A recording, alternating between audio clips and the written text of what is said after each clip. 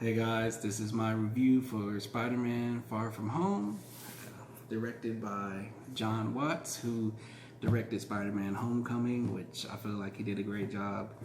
As you know, if I've told you guys before plenty of times, I watched the 1994 Spider-Man so many times. I've seen every episode countless times, just like the X-Men show. I used to watch that as a lot growing up as a kid. I watched that all the time. I watched a lot of shows, but mainly those were the shows. Justice League shows too. But one character from the video games, I think Amazing Spider-Man, he was in there, but I know he was in Spider-Man 2 and 3. But one character I always wanted was Mysterio, which I bought a little tiny Mysterio, as you can see. Look at him. It's a cute little thing. Send him like one day. But Mysterio's a character I've been waiting on a long time. This iteration is the one that I know, Quentin Beck. Mysterio, if I explain to you who he is, I'm not gonna do it. Just if you want to look it up, you want to know the backstory of Mysterio, then yeah, I know I made a video previously before, but you can watch it. But the take that they did in this movie on Mysterio, I feel was perfect. I love Mysterio as a character, but he's very simple. I'll tell you that. He's not a big, like extravagant. He's complex a little bit, but not really. They could have really just cookie cutter Mysterio, bam, and made this movie, but they chose not to, and that's what I like. They really made Mysterio, they made him interesting. They gave more reasoning to his backstory than I would have thought. The twist in the movie with Mysterio and how he is and the things and why he is the way he is and how everything is done was perfect. That's about all I'm gonna say about that. They did a great job with Mysterio. Jake Gyllenhaal plays Mysterio. He did an amazing job as Mysterio. I feel like they picked him perfectly.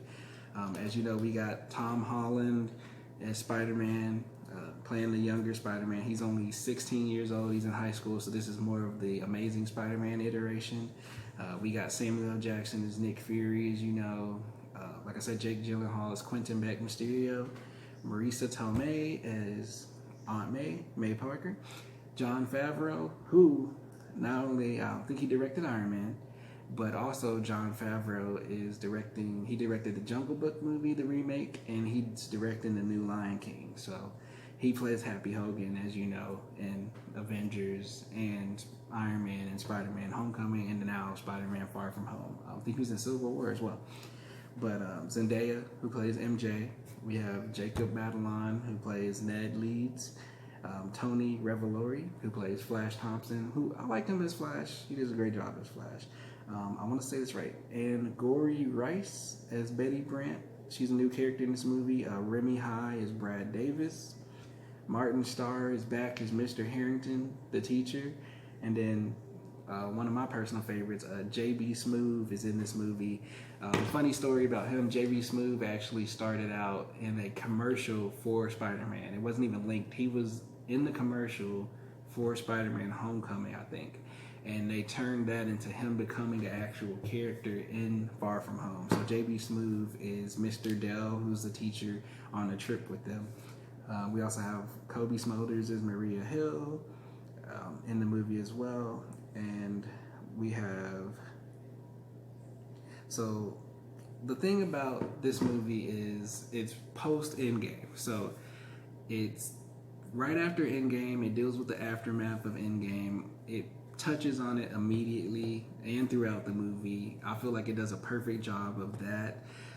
Also, it is a sequel. It's like a sequel to Homecoming and a sequel to not only just Endgame, but the MCU as a whole. So there's a lot of things in this movie that will have factors later on. And then the movie in itself as a self-contained movie is a great movie. Personally, I feel like, I've seen this movie 3 times already.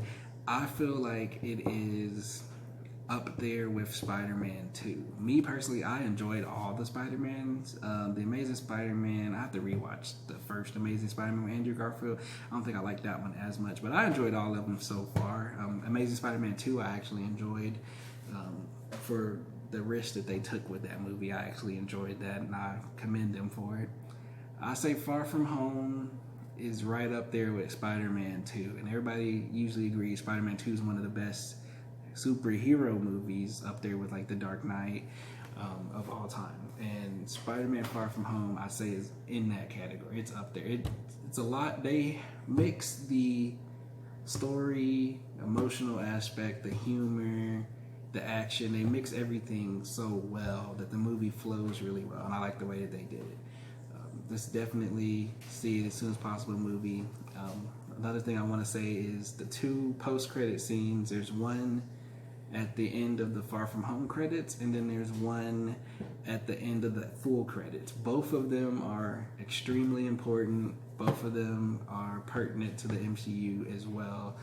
Definitely, if you've seen, make sure you've seen like Endgame, Captain Marvel, and Homecoming. Those are movies that you definitely, hopefully, should have seen prior to seeing Far From Home, because it ties in. It's worth it. Like my shirt with my Mysterio as well.